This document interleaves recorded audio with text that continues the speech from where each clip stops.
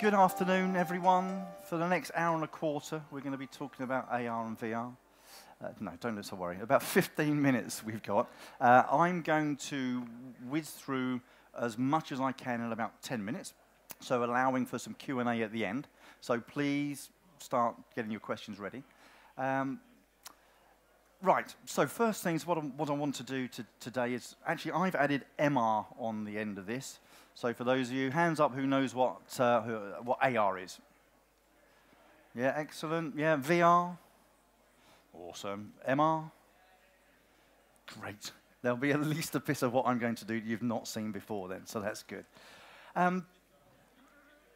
This is technology. This is what's going on behind the scenes. This is the Wizard of Oz moment. This is the clacker. A little bit about me. Don't want to say much about it, but very fortunate. Proptech, Property Week ran an article last year about Proptech revolutionaries, and I was asked to be a part of that. CV magazine, or CIO, picked us up. I sit on the advisory board for the GLA on the Old Oak development. And I actually am the project lead on a just over £1 million Innovate UK program, where we are using big data and smart data and the gamification of data on behavioral change for tourists in York. Sounds a little bit complex, but actually it's interesting for any of us that make big developments that have got bottlenecks or pinch points. The development there we're doing is everybody in York turns up 9 o'clock, goes to the Minster, gridlock. They have millions of tourists every year and they can't cope. And we're working there on how we can track people on their mobiles and during an interactive game disperse them across the city. So that's the Innovate UK bit. Right, so just to put this in context, and this is why I ask all of you, please ask questions as we go through, or interject or interrupt, whatever it is you want to do, please, because selling innovation is no easier today than it was when I started 20 years ago. If I go through a scenario, has anybody heard of Johnston Press? Yeah, I mean, they're not quite who they were, but yeah, they were at the time the UK's largest printer of free newspapers. And I was sat in the office of Simon Abra, the then Group MD, and I'm saying to him, Simon, just buy 5. And he pretty much said, Stuart, I'll have 5 if you get out of my office, because I'd been on at him for a while. Anybody guess what it is I was trying to sell him? No? Email. Yeah, I mean, Bitcoin would be great, wouldn't it? But no, it was email. And this was back in 98, 99, and it was a real hard slog to just sell him email. So the things I'm going to be showing you now, and people have already asked me today, how many people have bought what you're innovating, Stuart? How many people are doing this? And the answer is, it's no easier for me to stand here today and sell you MR and AR and interactive, immersive experiences than it was when we all had a post room, and a boy that came around, or a girl that came around with a trolley, and we had the blue paper in between our memo pads, and we stuck it in the pigeonholes. It's no easier. So another thing, just to try and put this in context of where I've come from, is CD. In '99, I sold the business to then Bryant Homes, and it was a 360-degree panorama walk-round of homes. And it was rocket science back then, or it felt like it. And here we are 20 years on, and we are still excuse me, adopting the same technology.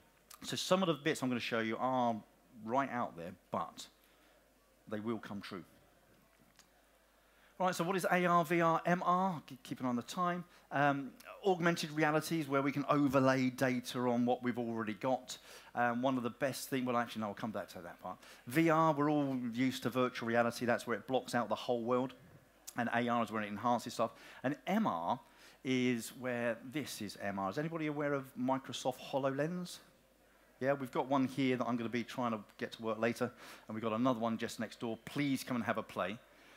And MR is where it's all going. We will walk around our developments in 2 years' time, 10 years' time, however long, and it will be popping up bits of information about where the queues are, or where's the shortest queue to the coffee shop, or where your friends are. That's where it is going.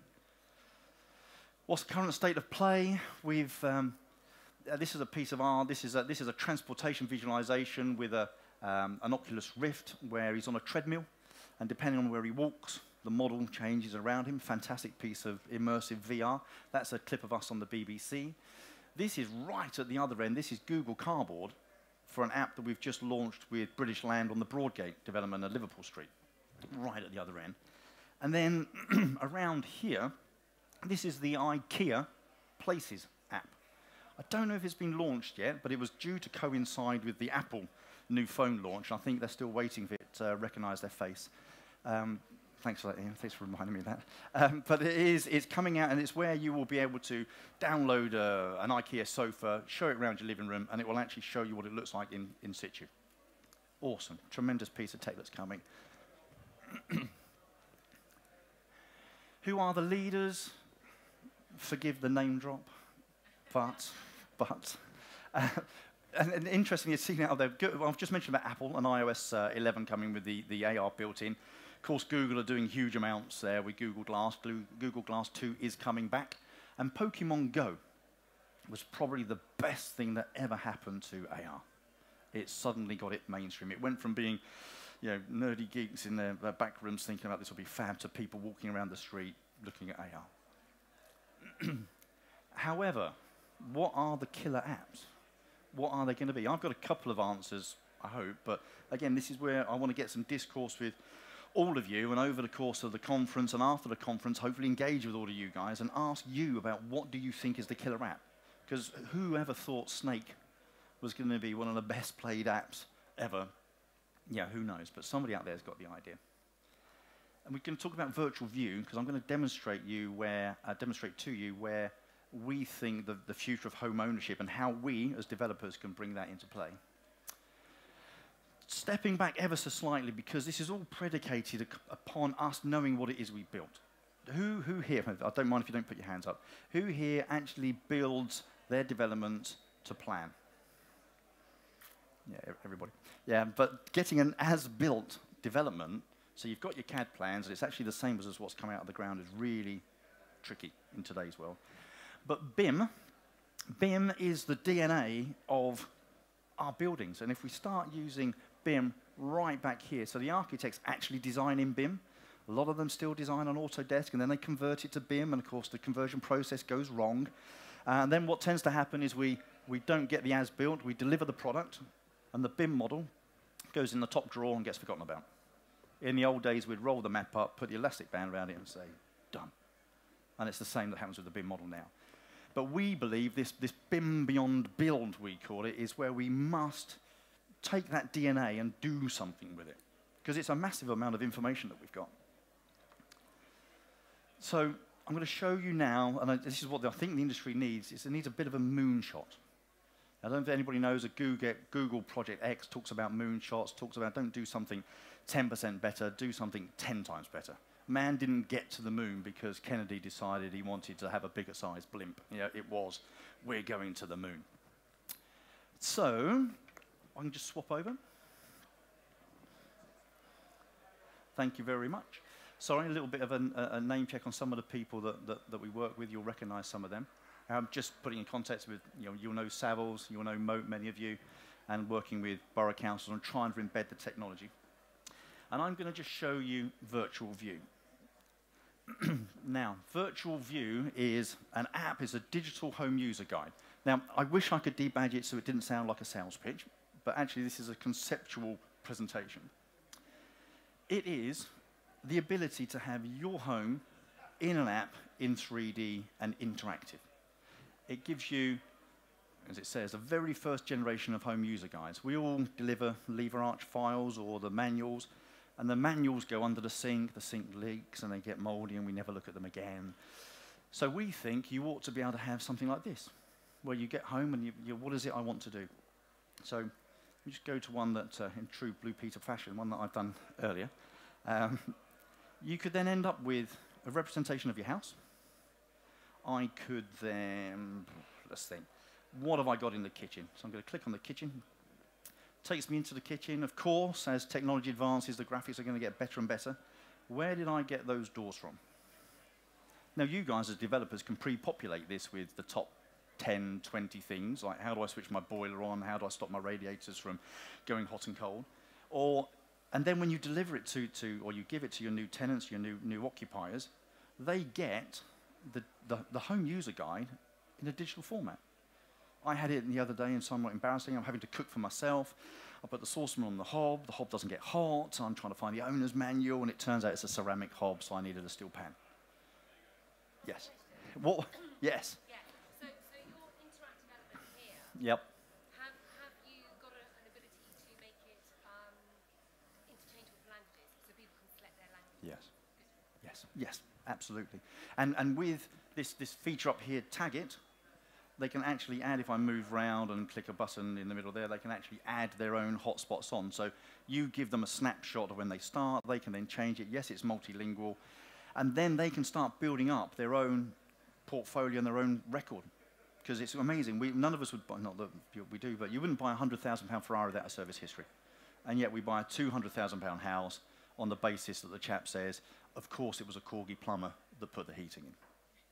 Just wouldn't do it, would you? What you'd want is to have this and click on the receipt and see a photograph of the receipt and what was put in.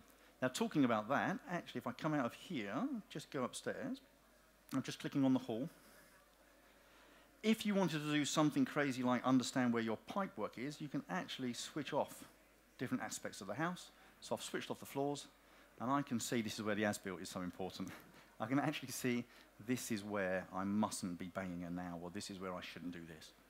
I must admit it took me till probably my 30s before it dawned on me that where you get a plug socket, the wires go straight up. Well, nobody had told me. Yeah, I could have gone anywhere. If it had been me building the house, it would have done. But the wires go straight up.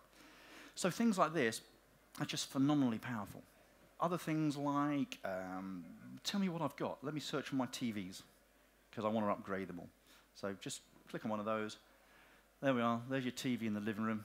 That's what it is. There's the user guide. This is where you bought it from, all the receipts. And then in future generations, we'll be out of the app, we'll be able to say, hey, Siri, tell me how much is it going to cost me to replace the carpet or the TV or whatever. And off it will go to John Lewis or Amazon, because it will know what you've got. And it will pull down the information, and it will tell you need 54 square meters of carpet, and from John Lewis it's this much and that much and so forth. Yeah, see what I'm saying about sort of the moonshot? Even the first part is, wow.